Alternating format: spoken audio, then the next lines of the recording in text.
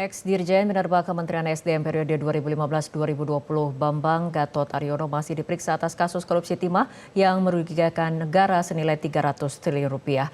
Bambang Gatot Aryono merupakan tersangka terbaru kasus korupsi tata niaga timah. Dan informasi selengkapnya akan disampaikan oleh jurnalis Metro TV Reva Waluko dari Kejaksaan Agung Jakarta. Reva, bagaimana situasi terkini dari Kejaksaan Agung terkait dengan proses pemeriksaan?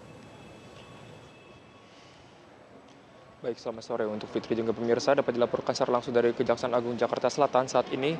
Untuk status terkini kami masih menunggu terkait dengan adanya konferensi dari update untuk kasus korupsi timah yang akan diberlangsungkan seharusnya tadi pada pukul 4 sore di waktu Indonesia bagian Barat. Dan untuk terkait dengan hal konferensi tersebut kami masih menunggu hingga sekarang. Dan tadi pada siang jam 11 siang waktu Indonesia bagian Barat itu sedang masih diberlangsungkan adanya pemeriksaan yang dilakukan kepada dari ex-Dirjen Minerba untuk Kementerian ESDM pada periode tahun 2015 sampai 2020, yaitu Bambang Gatot Aryono, yang dimana Bambang sendiri ini baru ditetapkan menjadi tersangka pada hari ini dan diberitahukan langsung oleh pihak dari Kejagung tadi pada konferensi pers yang telah diberlangsungkan.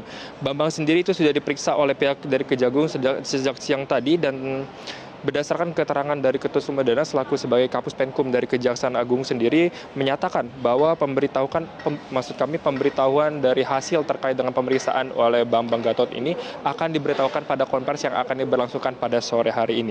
Selain itu, Direktur dari Penyidikan Jampitsus Kejagung Kuntadi itu juga sempat menyatakan alasan terkait dengan adanya penetapan dari tersangka Bambang Gatot itu, yang dimana Bambang Gatot ini diduga terlibat di dalam upaya untuk merubah rencana kerja dan juga anggaran biaya atau ini singkat dengan RKAB di tahun 2019, dan di mana seharusnya di dalam RKAB tersebut itu ada terjadi penggelembungan biaya yang di mana seharusnya ada senilai 30.217 metrik ton timah yang diubah menjadi di angka 68.300 metrik ton itu sendiri.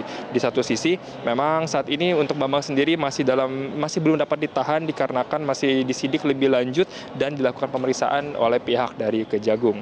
Karena demikian, memang Fitri dan juga pemirsa, saat ini dengan adanya penetapan dari Bambang Gatot sendiri berarti secara keseluruhan dari total kasus yang sedang berlangsung hingga sekarang ada sebanyak 22 tersangka yang sudah ditetapkan oleh pihak Kejaksaan Agung. Dan selain itu, jika misalkan kita lihat dari nominal kerugian ada yang sudah ditetapkan, itu ada peningkatan sebesar di angka 39 triliun rupiah menjadi 300 triliun rupiah, atau yang secara rincinya itu 300,3 triliun. Dan jika misalkan dirinci, itu berdasarkan dari hasil audit Badan Pengawasan untuk Keuangan dan Pembangunan atau yang disingkat dengan BPKP, kerugian negara ini diakibatkan oleh adanya peran sewa smelter sebesar 2,28 triliun, kemudian adanya pembayaran untuk pembelian biji timah sebesar 26.649 triliun, dan juga adanya kerugian dari kerusakan lingkungan yang ditaksir dengan mencapai 271.069 triliun.